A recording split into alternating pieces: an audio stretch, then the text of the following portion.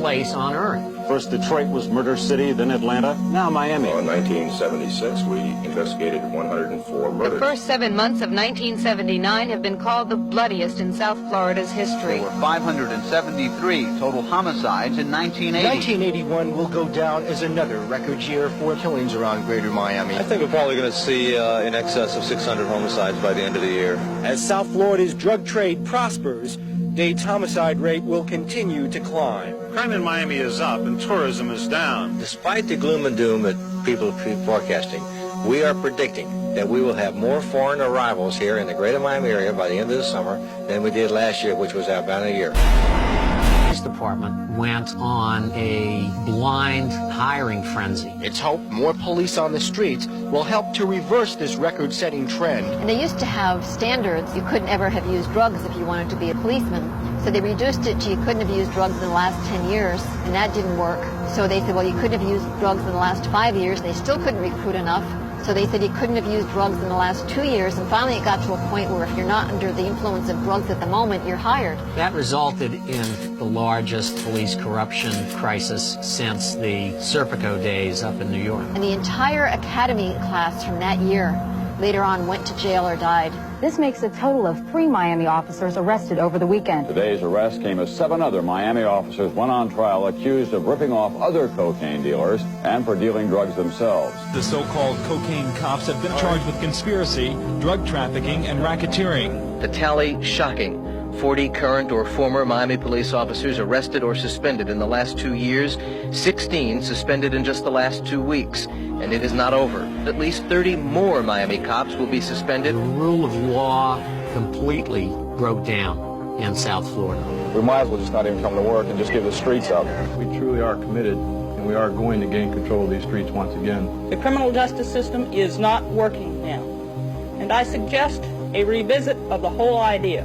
Centec 26 went fully operational in December of '81. There were 25 previous Centec organizations in different cities in the United States. Centec stands for Central Tactical Unit. Our primary goal was to couple the homicide investigations with drug investigations. They had good connections with the DEA, with the FBI. We were dealing with a kind of criminal with whom we had not dealt before.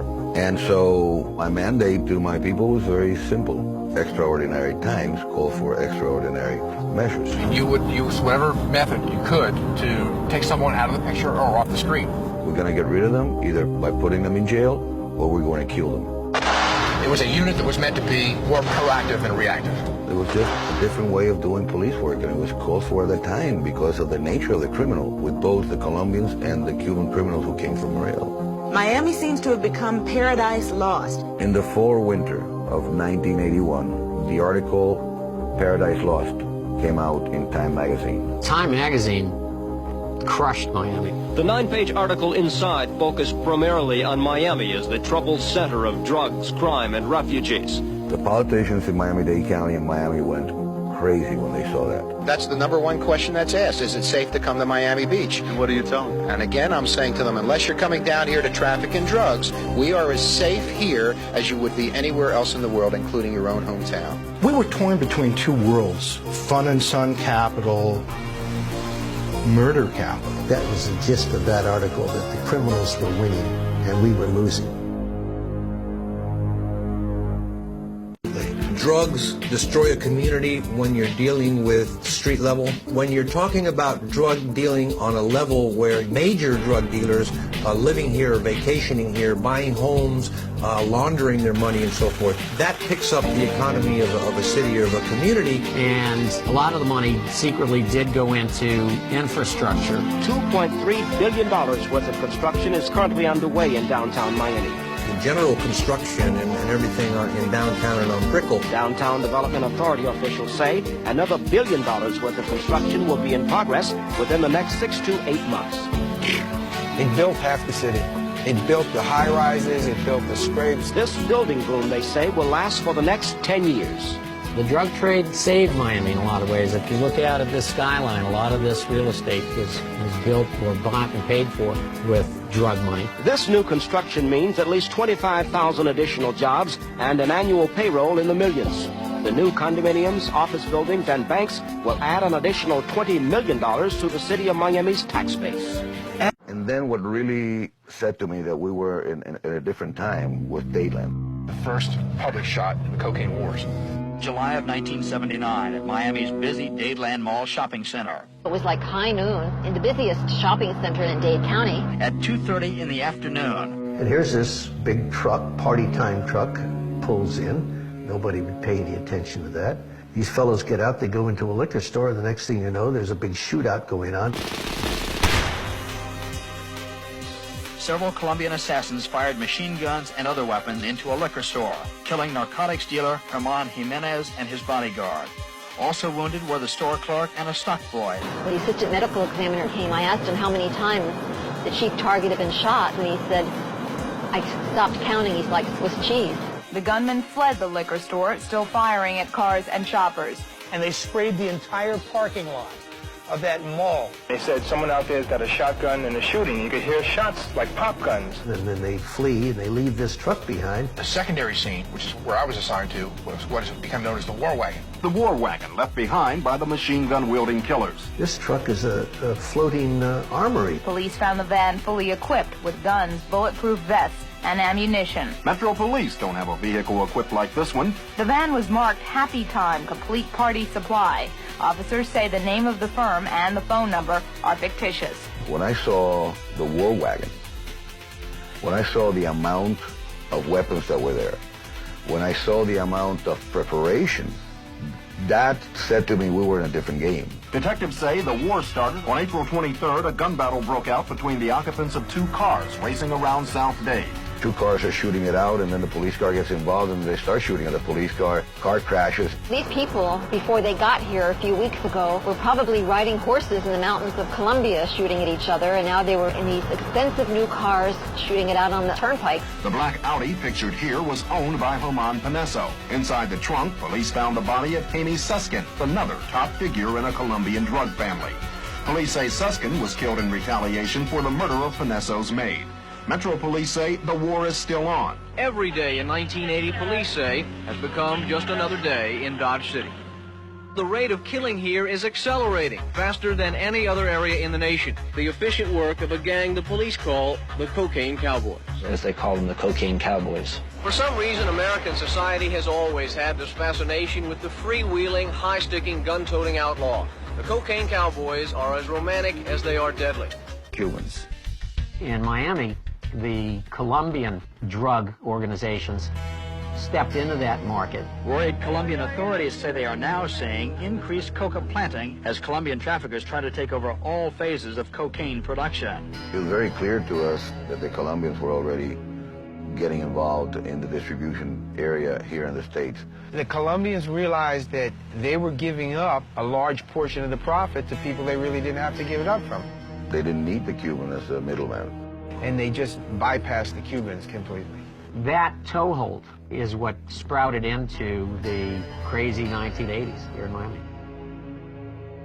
These people didn't have a pilot or plane. Asked if we'd be interested, and I'm trying to be really, really, really careful. You have to be careful of who you meet, who you talk to. You might be the police officer on undercover, because that's starting to roll at that time. We set up an appointment to meet these people, and what I did was I bought the most expensive portable tape recorder I could find, and I went to a bunch of different locations. What I found was the best place of all was a bowling alley. I mean, the noise, the people, the clanging. The reason I'm doing this is if I'm meeting somebody and they're trying to record our conversation, I want to make sure there wasn't going to be much recorded. When we got to the place, I had 3 of my friends outside. We all have radios. There was no cell phones at that time. There were, but they were like this big. When we came out from after the meeting, I told them that we'd have to make a decision. We'd get back to them. And I had my friends follow the people home just to make sure that they didn't go back to the DEA building, the FBI building, U.S. Customs, or whatever. And then we sat on them for 3 days to make sure that they were who they said they were. That these people turned out to be Rockwell and Max.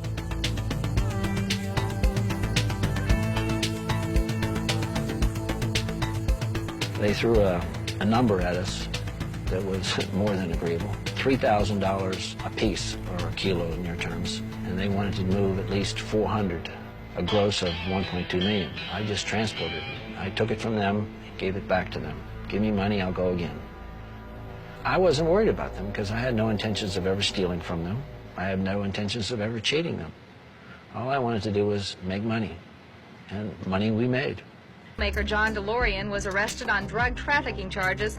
DeLorean had said then he was trying to raise money to bail out his struggling company. Local dealers say the DeLorean has become the Edsel of the 80s and will sell only as a collector's item. Max knew he had a problem. He should have smoked it, but he didn't. He didn't think it was coming to him. How could he get away with it? He couldn't think that, you know, hey, I gave this guy 400 and some kilos and these people are going down like flies and I'm okay. I'm the one that gave it to him. Nothing happened to me. He had to know that there was a problem coming from that. And they arrested him. That was the last we saw of Max. I got like millions of dollars buried in garbage bags in my lawn. That night, I'm out there with a flashlight digging up bags of money because I'm afraid they're coming. And I lived on the Everglades. I jumped in a canoe I had with like, I'm not exact, $6 to $8 million, threw it in the canoe, paddled to the other side and buried it in the Everglades, thinking they're coming to my house. Nobody came, nothing happened. Nobody thought there was going to be any problem. Mickey and everybody said, well, I haven't seen any problems when the last plane that landed, you know, everything seemed to be fine. I said, okay, well, then let's just keep going until we find out. John said there was no reason to be worried. We thought John was so smart. And that's really the truth of it.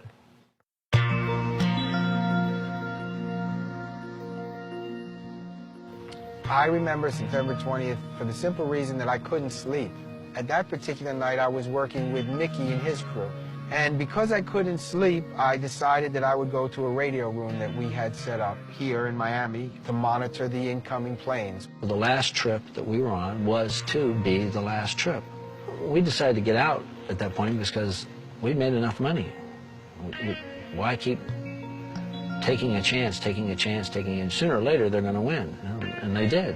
It was a regular trip. The only thing that was unusual, and it should have given it away, it was real quiet on the radio. Of course, they know that we listen to everything. Tell you the truth, I looked around when I drove up because I was still paranoid from Max, and I saw nothing. Nothing at all.